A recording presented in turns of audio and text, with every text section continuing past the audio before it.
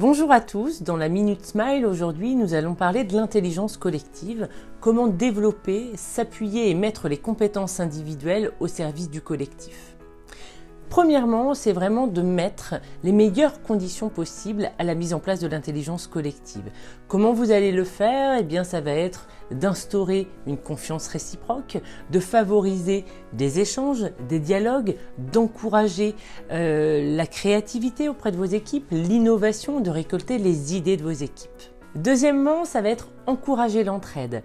Ici, vous allez favoriser la coopération, responsabiliser vos collaborateurs, mettre en œuvre du mentoring, du tutorat.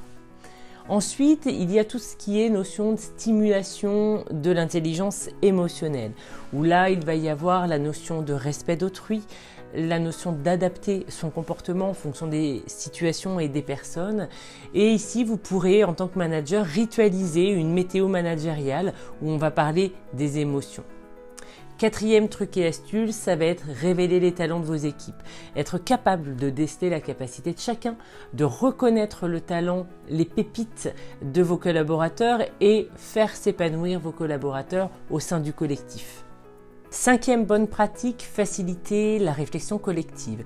Là, en tant que manager, vous allez utiliser des méthodes de facilitation, utiliser des outils d'intelligence collective, les chapeaux de Bono, le carrousel. Il y a plein de bouquins qui vont vous donner des outils pour animer vos réunions. La sixième bonne pratique, c'est de pratiquer le management participatif. Quand c'est possible, c'est vraiment de tenir compte des divers échanges dans vos équipes, de décider avec l'appui de vos collaborateurs, de mener une réunion en co-construction de bonnes pratiques.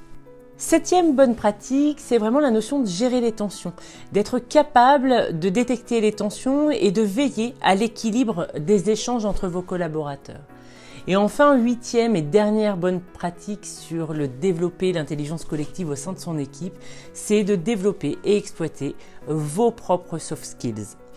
Vraiment, en tant que manager, vous allez mettre en avant vos compétences humaines au service de votre équipe. Mettre en place l'écoute active, l'empathie, la bienveillance, la reconnaissance, etc.